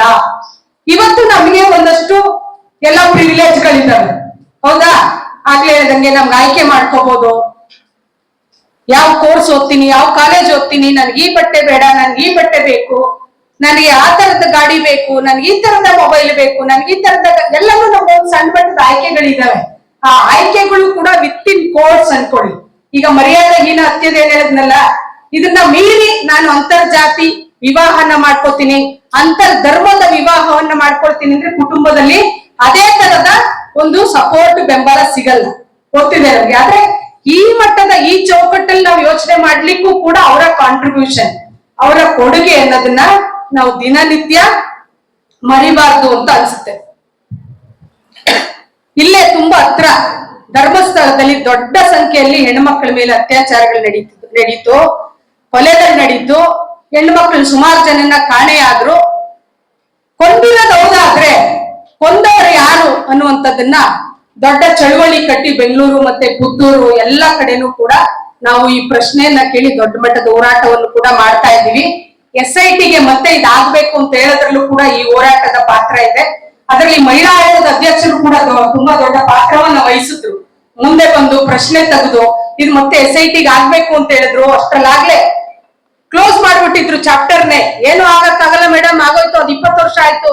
ಸೌಜನ್ಯ ಅನ್ನುವಂತ ಹೆಣ್ಮಗಳು ಸತ್ತ 10 ವರ್ಷ ಆಯ್ತು, ಇನ್ಯಾಕ್ ತಲೆ ಕರ್ಸ್ಕೊಳ್ತೀರಾ ಬಿಡಿ ಎನ್ನುವಂತ ಫೈಲಿಂದ ಮುಚ್ಚಿ ಎಲ್ಲ ಪಾಚೋಬಿಟ್ಟಿದ್ರು ಮನೆಗೆ ಹೋಗಿ ಆರಾಮಾಗಿ ಸರ್ಕಾರದವರು. ಇದೇ ಹೆಣ್ಣು ಮಕ್ಕಳು ದೊಡ್ಡ ಮಟ್ಟದಲ್ಲಿ ಹೋರಾಟ ಮಾಡಿದ್ಕೆ ಇವತ್ತು ಆ ಫೈಲ್ ಓಪನ್ ಆಗಿದೆ. ಕೊಂದವ್ರು ಯಾರು ಅನ್ನುವಂಥದ್ದು ನಮ್ಗೆ ಗೊತ್ತಾಗ್ಬೇಕು, ಈ ಸಮಾಜಕ್ಕೆ ಗೊತ್ತಾಗ್ಬೇಕು, ಈ ನಾಗರಿಕರಿಗೆ ಗೊತ್ತಾಗ್ಬೇಕು ಅನ್ನುವಂತ ಪ್ರಶ್ನೆಯನ್ನು ಕೇಳ್ತಿರೋದಕ್ಕೆ ಇವತ್ತು ಸಮಾಜ ಒಂದು ಚೂರು ಹೆದರ್ಕೊಳ್ತಾ ಇದೆ. ಇನ್ನು ಆ ತರದ ನಾವು ಮಾಡ್ಬಾರ್ದು ಅನ್ನುವಂತ ಭಯ ಕೂಡ ಬಂದಿದೆ. ಸ್ನೇಹಿತರೆ, ಇವತ್ತಿನ ಅಂಗದ ಮಹಿಳೆಯರ ಮೇಲೆ ನಮ್ಗೆ ತುಂಬಾ ದೊಡ್ಡ ಜವಾಬ್ದಾರಿಗಳಿದಾವೆ, ತುಂಬಾ ದೊಡ್ಡ ವಿಚಾರಗಳನ್ನ ನಾವು ತಿಳ್ಕೊಳ್ಬೇಕು, ನಾವು ಪ್ರತಿರೋಧವನ್ನ ಮಾಡ್ಬೇಕು. ಆಗ್ಲೇ ಮನುಷ್ಯರಾಗಿ ಇರ್ಲಿಕ್ಕೆ ಸಾಧ್ಯ ಅನ್ನುವಂಥದ್ದನ್ನ ಮತ್ತೆ ಒತ್ತಿ ಒತ್ತಿ ನಾವು ನೆನಪು ಮಾಡ್ಕೊಳ್ಬೇಕು. ಈ ಸಮಾಜ ಅನ್ನುವಂಥದ್ದು ಪುರುಷರನ್ನ ಮಹಿಳೆಯರನ್ನ ಇದೇ ತರ ಇರ್ಬೇಕು ಅನ್ನುವಂತ ಒಂದು 2 ಬಾಕ್ಸ್ ಅನ್ನ ಇಟ್ಟು ಕಟ್ಟಾಕಿದೆ. ಒಪ್ತೀರಾ ನೀವು? ಮಹಿಳೆ ಅಂದ್ರೆ ಹೆಂಗಿರ್ಬೇಕು? ತೆಳ್ಳಗಿರ್ಬೇಕು, ಬೆಳ್ಳಿಗಿರ್ಬೇಕು, ಕತ್ರಿನಾ ಕೈಫ್ ತರ 0 ಫಿಗರ್ ಇರ್ಬೇಕು. ಗಂಡಸ್ರು ಹೆಂಗಿರ್ಬೇಕು? ಹುಡುಗರು ಹೆಂಗಿರ್ಬೇಕು? ಕರೆಕ್ಟ್, ಋತಿಕ್ ರೋಷನ್ ತರ match man, 8th pack 6th pack ಬಿಟ್ಕೊಂಡಿರ್ಬೇಕು, ಗಾಡಿ ಇರ್ಬೇಕು, ಅವನು ಯಾವಾಗ್ಲೂ ಡ್ಯಾಶಿಂಗ್ ಆಗಿರ್ಬೇಕು, ಎಲ್ಲ ಗೊತ್ತಾ ಇರ್ಬೇಕು, ಹೊಡಿತಾ ಇರ್ಬೇಕು, ಚುಡಾಯಿಸ್ತಾ ಇರ್ಬೇಕು. ಹಂಗಿದ್ರೆ ಅವ್ನು ಗಂಡಸು. ಯಾರಾದ್ರೂ ಸತ್ರ ಹತ್ರ ಏನೋ ನೀನ್ ಹೆಣ್ಣು ತರ ಆಡ್ತೀಯ, ಗಂಡಸ್ರು ಹೆಂಗಿರ್ಬೇಕು ಅಂತ ಈ ತರ ಬೆಳೆಸ್ತಾರೆ. ಹೆಣ್ಮಕ್ಳು ಹೆಂಗಿರ್ಬೇಕು? 6 ಗಂಟೆ ಆದ್ರೂ ಮನೆ ಒಳಗ್ ಬರ್ಬೇಕು, ಕೆಲಸ ಮಾಡ್ಬೇಕು, ಬಲಗಡೆ ಇಳ್ಬೇಕು, ಅಲ್ಲಿ ಹಚ್ಕೊಟ್ಟಿದ್ರೆ ಇದ್ ಮಾಡ್ಬೇಕು, ಇನ್ನೇನೋ ಮಾಡ್ಬೇಕು, ಎಡಗಡೆ ಎಳಬಾರ್ದು, ಬಲಗಡೆ ಎಳಬಾರ್ದು. ನಮ್ಮ ದೇಹದಲ್ಲೇ ಎಡಗಡೆ ಕಣ್ಣು ಹೊಡ್ಕೊಂಡ್ರೆ ಒಂಥರ, ಬಲಗಡೆ ಕಣ್ಣು ಹೊಡ್ಕೊಂಡ್ರೆ ಒಂಥರ. ನಮ್ಮ ದೇಹದಲ್ಲೇ ತಾರತಮ್ಯ ನೋಡಿ. ಎಡ ಬಲ ಅನ್ನುವಂಥದ್ದನ್ನ ತಂದು ಈ ಮೂಢನಂಬಿಕೆಯನ್ನ ತಂದು ಬಿತ್ತರಿಸಿ ಇವತ್ತು ದೇಶವನ್ನೇ ಹಾಳು ಮಾಡಿ ಕೊನೆಗೆ ಅದು ಬರೋದು ಯಾರು ಎಲ್ಗಪ್ಪ ಅಂದ್ರೆ ಕಟ್ಟ ಕಡೆಯದಾಗಿ ಹೆಣ್ಣು ಮಕ್ಕಳ ಮೇಲೆ, ಹೆಣ್ಣು ಮಕ್ಕಳನ್ನ ಕಂಟ್ರೋಲ್ ಮಾಡ್ಲಿಕ್ಕೋಸ್ಕರನೇ ಬಳಸ್ತಾ ಇರೋದು ಇವೆಲ್ಲವೂ ಕೂಡ. ಹಾಗಾಗಿ ನಮ್ಗೆ ಅದನ್ನ ಎಚ್ಚರಿಕೆಯಿಂದ ನಾವು ಅದನ್ನ ಪ್ರಶ್ನೆ ಮಾಡಿಸ್ಬೇಕು. ಹಾಗಾಗಿ ಸರ್ ನೀವು ಹೇಳಿದ್ರಿ ಪ್ರಶ್ನೆ ಮಾಡ್ಬೇಕು ಅನ್ನುವಂತ ವಿಚಾರದ ಇವತ್ತು ಹೇಳಬೇಕಾಗಿರೋದು ಗಂಡು ಮಕ್ಕಳಿಗೆ ಹೆಚ್ಚಿನ ಸಂಖ್ಯೆಯಲ್ಲಿ. ಅಂದ್ರೆ ಎಲ್ಲ ಗಂಡು ಮಕ್ಕಳು ತಪ್ಪು ಅಂತ ನಾನು ಹೇಳ್ತಿಲ್ಲ. ಗಂಡು ಮಕ್ಕಳು ನಮ್ಮದೇ ರಕ್ತವನ್ನ ಹಂಚ್ಕೊಂಡಿರೋ ಅಣ್ಣ ತಮ್ಮ, ನನ್ನ ಗಂಡನು ಕೂಡ ಒಬ್ಬ ಗಂಡಸು, ಅಣ್ಣ ತಮ್ಮದಿರು, ನಾವೆಲ್ಲ ಸ್ನೇಹಿತರು. ರಾಘವರು ನಾವೆಲ್ಲ 30-35 ವರ್ಷ ಸ್ನೇಹಿತರು. ಅಂದ್ರೆ ಇವತ್ತು ಈ ಸಮಾಜ ಹಿಂಗಾಗ್ಲಿಕ್ಕೆ, ಅತ್ಯಾಚಾರ ಆಗ್ಲಿಕ್ಕೆ ಕಾರಣಗಳೇನು? ಟೇಪನ್ನೇ ಹಾಕ್ತಾರೆ. ಅವಳ ಡ್ರೆಸ್ ಸರಿ ಇರ್ಲಿಲ್ಲ, ಅವಳ ಅಷ್ಟ್ ಗಂಟೆಗೆ ಯಾಕೆ ಅಲ್ಲೇ ಇರ್ಬೇಕಿತ್ತು, ಇಷ್ಟು ಗಂಟೆ ಯಾಕೆ ಇಲ್ಲಿ ಬರ್ಬೇಕಿತ್ತು, ಎಷ್ಟು ಸರಿಯಪ್ಪ. ಈ ತರದೇ ಅಳಿಸ್ಲುವಾಗ ಒಂದು ಹೊಸ ವಿಚಾರ ಹೇಳಿ, ನಾವು ಏನಾದ್ರೂ ತಿಳ್ಕೊಳಕ್ಕಿರುತ್ತೆ. ಡ್ರೆಸ್ಸು ಇಲ್ಲ, 1 ವರ್ಷದ ಮಗು ಮೇಲೆ ಅತ್ಯಾಚಾರ ಮಾಡ್ತಿದ್ದಾರೆ ಅನ್ನೋದಾದ್ಮೇಲೆ ಆ ಡ್ರೆಸ್ ಕೋಡ್ ಇಂದು ಸ್ವಲ್ಪ ಕಡಿಮೆ ಆಯ್ತು. 80 ವರ್ಷದ ಮುದುಕಿ ಮೇಲೂ ಅತ್ಯಾಚಾರಗಳು ಆಗ್ತಿದಾವೆ ಅಂತ ಎಲ್ಲ ತುಂಬಾ ದೊಡ್ಡ ವಾದಗಳು ಶುರು ಆಡದ್ಮೇಲೆ ಸುಮಾರು ಜನ ಗಂಡು ಮಕ್ಳು ಈ ವಾದವನ್ನು ಇಟ್ಟು ನಮ್ಗೆ ಸಪೋರ್ಟಿವ್ ಆಗಿ ಮಾಡಿದ್ದಾರೆ. ಎಲ್ಲ ಗಂಡು ಮಕ್ಳು ಕೆಟ್ಟವರು ಅಂತ ನಾನು ಹೇಳ್ತಿಲ್ಲ. ಆದ್ರೆ ಗಂಡಸು ಮನಸ್ಥಿತಿ, ಗಂಡಾಳಿಕೆ ಮನಸ್ಥಿತಿ, ಪುರುಷಾಧಿಪತ್ಯ, ಪುರುಷ ಕೇಂದ್ರಿತ ಆಲೋಚನೆ ಇರುವಂತವ್ರು ಯಾರಿದ್ದಾರಲ್ಲ ಅಂತವ್ರು ಇದನ್ನೆಲ್ಲವೂ ಕೂಡ ರಾರಾಜಿಸ್ತಿದೆ. ಇವತ್ತು ಜಾತಿ ತಾರತಮ್ಯಗಳು ಜಾಸ್ತಿ ಆಗ್ತಿದಾವೆ. ಕೇಳಿದಿರಾ ನಮ್ಗೆಲ್ಲ ನಿದ್ದೆಗೆಡಿಸುವಂತ ಒಂದು ಘಟನೆ ಇದು, ಹೌದಾ? ಇದು ಯಾಕೆ ನಡೆಯುತ್ತೆ ಯೋಚನೆ ಮಾಡಿದ್ದೀರಾ?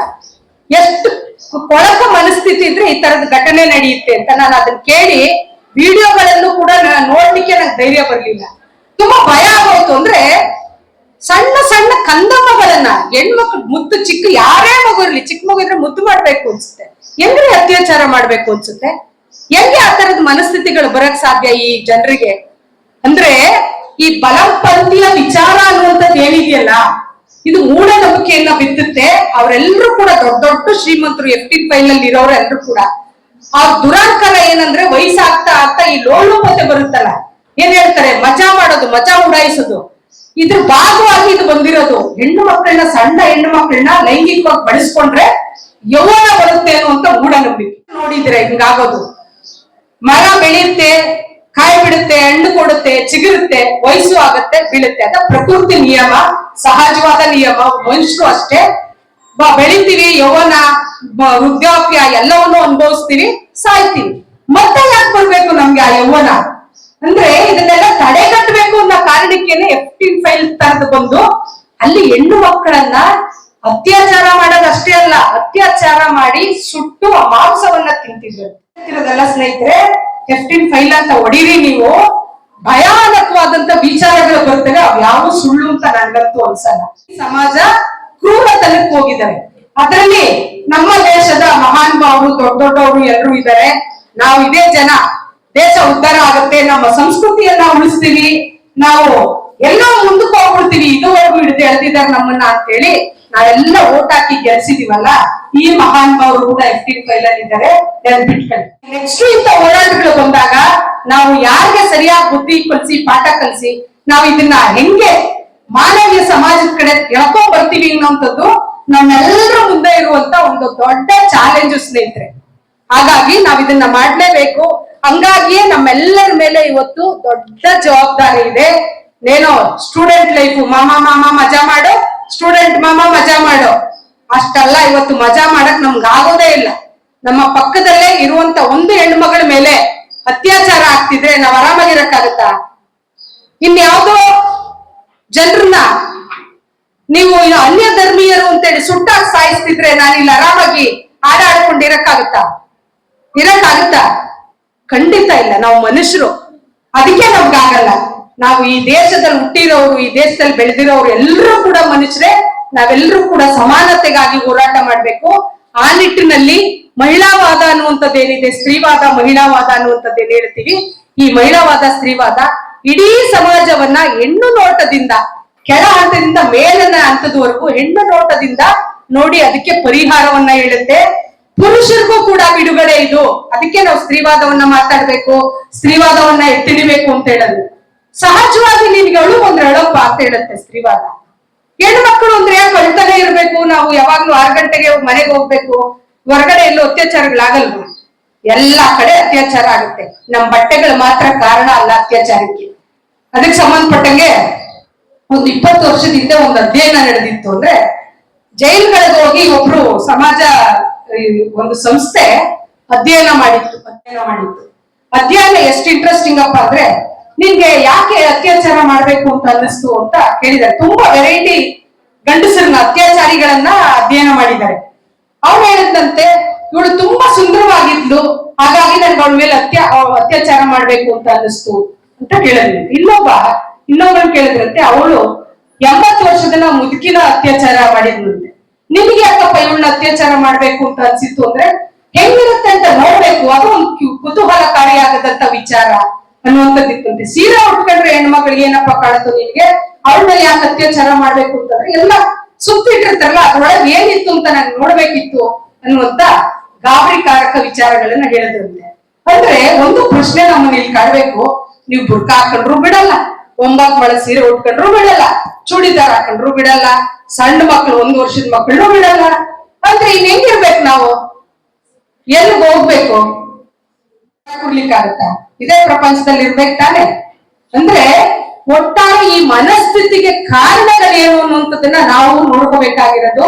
ಹಾಗಾಗಿ ಇವತ್ತು ನಾವು ನಮ್ಮ ಗಂಡು ಮಕ್ಕಳಿಗೆ, ನಮ್ಮ ಜೊತೆ ಇರುವಂತ ಗಂಡು ಮಕ್ಕಳಿಗೆ, ಗಂಡಸರಿಗೂ ಕೂಡ ಸಮಾನತೆಯ ಪಾಠವನ್ನ ಹೇಳಬೇಕು.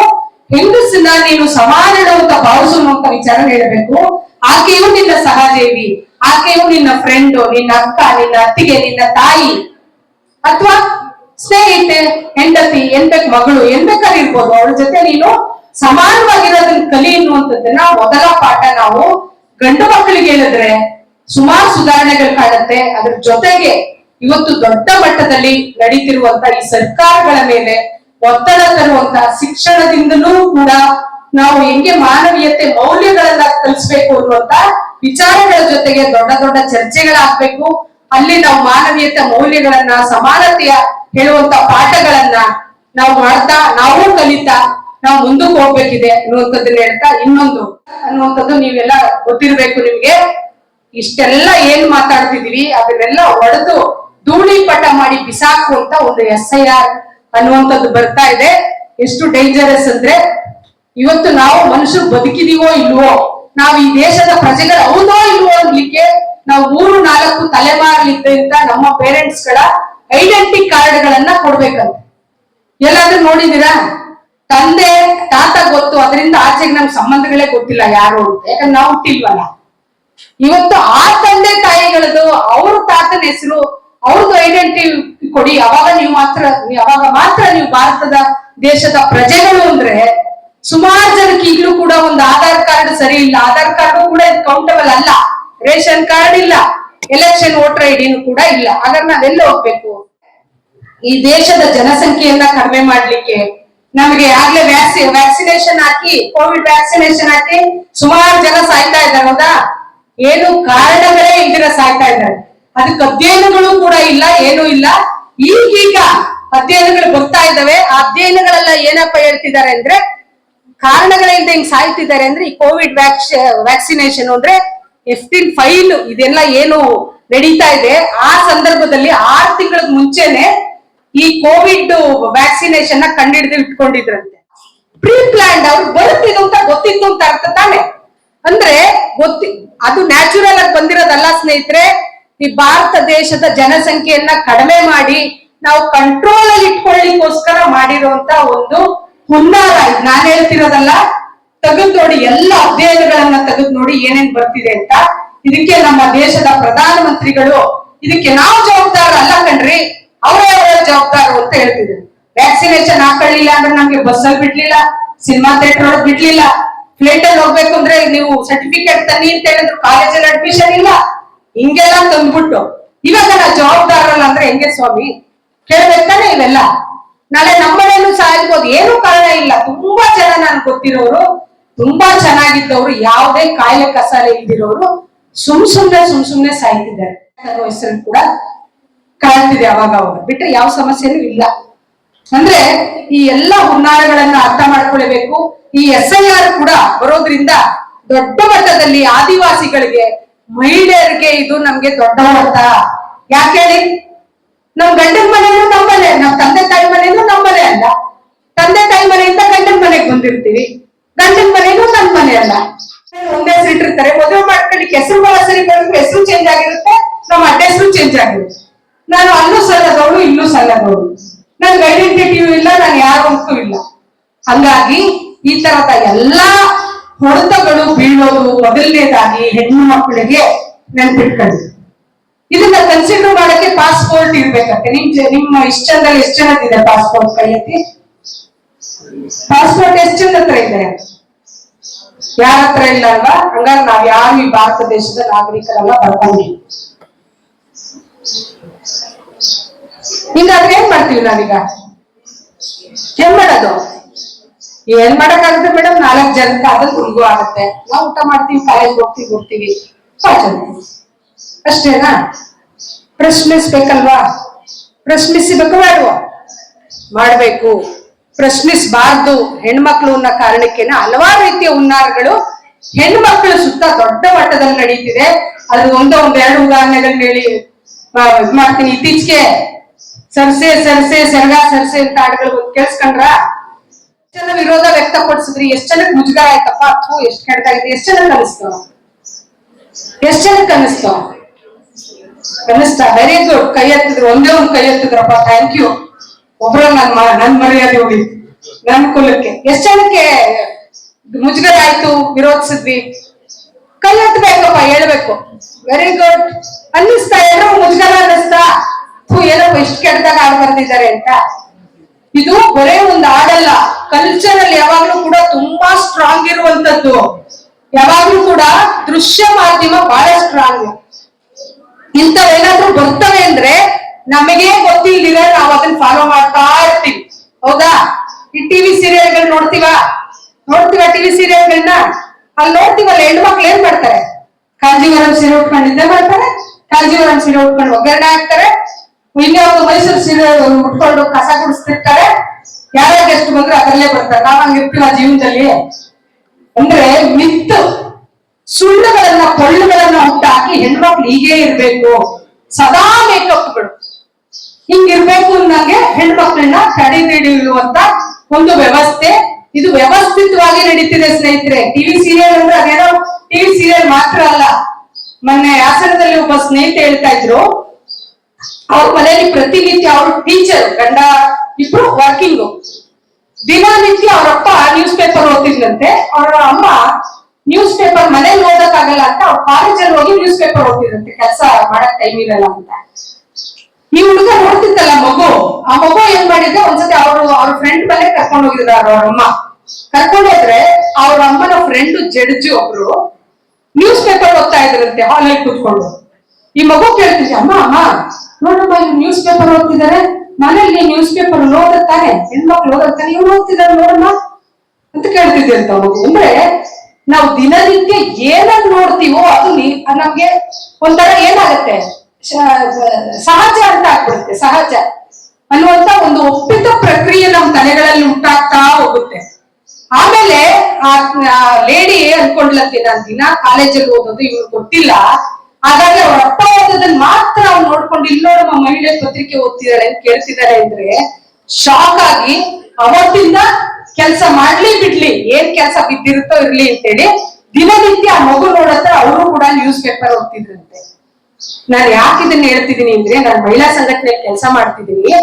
ಎಷ್ಟು ಜನ ಮಕ್ಕಳನ್ನ ನಾನು ಕೌನ್ಸಿಲಿಂಗ್ ಮಾಡ್ತೀನಿ, ಕೇಳ್ತೀನಿ ಅಂತಂದ್ರೆ, ಟಿವಿ ಇದ್ರಲ್ಲಿ ಸೀರಿಯಲ್ಗಳಲ್ಲಿ ಏನ್ ಬರುತ್ತಲ್ಲ, ಹೊಡಿಯೋದು ಫಿಟ್ಟಿಂಗ್ ಇಡೋದು, ಅವಳಿಗೆ ಇನ್ನೇನೋ ಇಟ್ಲು, ಒಬ್ರೊಬ್ರಿಗೆ ಇಬ್ಬರಿಬ್ರು ಗಂಡದಿರು, ಇನ್ನೊಬ್ರಿಗೆ ಇನ್ನೊಬ್ರದ್ದು ಯಾವ್ದೋ ಸೆಟಪ್, ಆ ಗಂಡದ್ ಇನ್ನೇನೇನೋ ಅಲ್ಕಟ್ ಕೆಲ್ಸಗಳು, ಇದನ್ನೆಲ್ಲ ನೋಡಿ ನೋಡಿ ನೋಡಿ ಆ ಮಕ್ಕಳು ಏನಾಗುತ್ತೆ ಅಂದ್ರೆ ಈ ತರನೇ ಇರ್ಬೇಕು, ಇದು ಸರಿಯಾದ ಮಾದರಿ ಅಂತ ಟಿವಿ ಸೀರಿಯಲ್ಗಳು ಇವತ್ತು ಹುಟ್ಟಾಗ್ತಿದೆ. ಹಾಗಾಗಿ ಇವತ್ತು ದೃಶ್ಯ ಮಾಧ್ಯಮ ತುಂಬಾ ಪವರ್ಫುಲ್ ಆಗಿರುವಂತದ್ದು. ನಾವ್ ಏನ್ ನೋಡ್ತೀವಿ ನಮ್ ತಲೆಗಳಿಗೆ ಅದೇ ಹೋಗುತ್ತೆ. ಸುಮಾರು ಮಕ್ಕಳುಗಳಲ್ಲಿ, ಯಾಕಪ್ಪ ನೀನ್ ಕೂತಿದ್ಯಾ, ನೀನು ಅಡಿಗೆ ಮೇಲೆ ನೀರ್ ತಂದು ಕೊಡ್ಬೋದಲ್ಲ ಅಂದ್ರೆ, ಟಿವಿ ಸೀರಿಯಲ್ ಆಗಿ ಇಲ್ವಲ್ಲ ಆಂಟಿ, ಅವ್ರು ಬಂದ ತಕ್ಷಣ ಕೂತ್ಕೊಂಡಿರ್ತಾರಲ್ಲ ಅಥವಾ ಆಡಕ್ ಹೋಗ್ತಾರೆ, ಹೆಣ್ಮಕ್ಳು ತಾನೇ ಅದನ್ನ ಮಾಡ್ಬೇಕಿರಲ್ಲ ಅನ್ನೋದನ್ನ ಹೇಳ್ತಾರೆ ಮಕ್ಕಳು. ಅದನ್ನ ನಾನ್ ಕೇಳಿದೀನಿ. ನಾವು ಓದುವಾಗ್ಲೂ ಕೂಡ ಇದೇ ತರದ್ದು ಸಂದರ್ಭಗಳಿತ್ತು. ಏನಪ್ಪಾ ಅಂದ್ರೆ, ಶಾಲೆಗಳಲ್ಲಿ ನಮ್ಗೆ ಹೇಳ್ಕೊಡ್ತಿದ್ದು ಅಂದ್ರೆ, ಕಮಲಳು ತಾಯಿಯ ಜೊತೆ ಅಡಿಗೆ ಮನೆಯಲ್ಲಿ ತಾಯಿಗೆ ಸಹಾಯ ಮಾಡುತ್ತಿದ್ದಳು, ರವಿಯು ತಂದೆಯ ಜೊತೆ ತೋಟದಲ್ಲಿ ತಂದೆಗೆ ಸಹಾಯ ಮಾಡುತ್ತಿದ್ದ. ಯಾಕೆ ಕಮಲ ತಂದೆಗೆ ಸಹಾಯ ಮಾಡಕ್ಕಾಗಲ್ಲ? ರವಿ ಯಾಕೆ ತಾಯಿಗೆ ಅಡಿಗೆ ಮನೆಯಲ್ಲಿ ಸಹಾಯ ಮಾಡಕ್ಕಾಗಲ್ಲ? ಇದ್ರಲ್ಲಿ ತರುವಂತ ಈ ಜೆಂಡರ್ ಡಿಸ್ಕ್ರಿಮಿನೇಷನ್ ಏನಿದೆಯಲ್ಲ, ಹೀಗೆ ಇರ್ಬೇಕು. ಹೆಣ್ಣು ಮಕ್ಕಳು ಅಂದ್ರೆ ಅಡಿಗೆ ಮಾಡೋ ಕೆಲ್ಸ, ಹೆಣ್ಣು ಮಕ್ಕಳು ಅಂದ್ರೆ ಅವ್ರ ಮಕ್ಕಳು ಎಳೆಯೋಕೆ ಸೀಮಿತ ಆಗಿರುವಂತದ್ದು, ಹೆಣ್ಣು ಮಕ್ಕಳು ಅಂದ್ರೆ ಕ್ಷಮೆಯಾತರಿತ್ರಿ. ಎಷ್ಟಪ್ಪ ಇನ್ನ ಎಷ್ಟು ವರ್ಷ ಇದೆ ಅವಳ ಡೈಲಾಗ್ಗಳು ಹೇಳ್ತೀರಪ್ಪ? ನಾವು ಮನುಷ್ಯರೇ, ನಾವು ಸಾಕಾಗದ್ ಕೆಲಸ ಮಾಡಿ, ಬೇಡಪ್ಪ ಯಾರನ್ನ ಮಾಡ್ರಿ, ಬೇಡ ನೀವೇ ಮಾಡ್ರಿ ಅಂತ ಹೇಳ್ತೀನಿ. ಹಂಗಾಗಿ ಈ ಎಲ್ಲ ಪ್ರಶ್ನೆಗಳು ಬರಬಾರ್ದು ಅನ್ನೋ ಕಾರಣಕ್ಕೇನೆ ಮತ್ತೆ ಮತ್ತೆ ಈ ದೃಶ್ಯ ಮಾಧ್ಯಮಗಳು ಇಂಥದನ್ನ ಮತ್ತೆ ಉತ್ತಿ ಬಿತ್ತಿ ನಮ್ಮನ್ನ ಇಡೀ ಸಮುದಾಯವನ್ನ ಕಂಟ್ರೋಲ್ ಅಲ್ಲಿ ಇಟ್ಕೊಳ್ಳಕ್ಕೆ ನೋಡುವಂತ ಒಂದು ವ್ಯವಸ್ಥೆ ನಿರ್ಮಾಣ ಆಗ್ತಿದೆ. ಹಾಗಾಗಿ ನಾವ್ ಎಚ್ಚೆತ್ಕೋಬೇಕು. ಹಾಗಾಗಿ ನೀವು ಮೊಬೈಲ್ಗಳನ್ನ ಸ್ಕ್ರೋಲ್ ಮಾಡೋದು ಅಂತದ್ದು ಬಿಟ್ಟು ಅದನ್ನು ನೋಡಿ, ಸ್ವಲ್ಪ ಮಾಡಿ ಪುಸ್ತಕಗಳನ್ನ ಓದಿ. ಪುಸ್ತಕಗಳನ್ನ ಎಷ್ಟು ಓದ್ತೀವೋ ನಮ್ಗೆ ಕಾನ್ಫಿಡೆನ್ಸ್ ಅನ್ನ ಕೊಡುತ್ತೆ, ನಾವು ಮನುಷ್ಯರಾಗಿ ರೂಪಿಸ್ಲಿಕ್ಕೆ ಇದ್ ಮಾಡುತ್ತೆ. ನನ್ನದೇ ಆದ ಇನ್ನೊಂದು ಸಮುದಾಯಕ್ಕೆ ತೊಂದರೆಗಳಾದಾಗ ನಮ್ಮ ಕರುಳು ಮಿಡಿಯುತ್ತೆ, ಅವ್ರಿಗೆ ಹಂಗ ಆಗ್ಬಾರ್ದು ಅನ್ನುವಂತ ಒಂದು ಮನಸ್ಥಿತಿ ಬರುತ್ತೆ. ಇದೆಲ್ಲವೂ ಆಗೋದು ನಮಗೆ ನಮ್ಮ ಸ್ವಂತ ನಾಲೆಡ್ಜ್ ಮೇಲೆ ನಾವು ಮನುಷ್ಯರಾಗಿ ಯೋಚನೆ ಮಾಡಿದಾಗ ಮಾತ್ರ. ಆ ಮನುಷ್ಯರಾಗಿ ಯೋಚನೆ ಮಾಡ್ಬೇಕಾಗಿರೋದು ನಮ್ಮೆಲ್ಲರ ಕರ್ತವ್ಯ ಮತ್ತೆ ಜವಾಬ್ದಾರಿ. ಹಂಗಾಗಿ ಈಗ ಏನ ಪ್ರಶ್ನೆಗಳಿದ್ರೆ ಪ್ರಶ್ನೆಗಳು ಮಾತ್ರ ಅಲ್ಲ, ನಿಮ್ಮ ಅನಿಸಿಕೆ ಇದ್ರೂ ಕೂಡ ಚರ್ಚೆ ಮಾಡೋಣ, ಸಂವಾದ. ಆ ನಂತರ ಇನ್ನೊಂದಷ್ಟು ಏನಾದ್ರು ಇದ್ರೆ ಸೇರಿಸ್ಬೋದು ಅಂತ ಅನ್ಕೊಳ್ತೀನಿ. ಇದುವರೆಗೂ ಎಲ್ಲ ಬಹಳ ಗಂಭೀರವಾಗಿ ನನ್ನ ಮಾತನ್ನ ಕೇಳಿಸ್ಕೊಂಡಿದ್ಕೆ ನಿಮ್ಗೆಲ್ರೂ ಕೂಡ ಪ್ರೀತಿಯ ಧನ್ಯವಾದಗಳು. Thank you.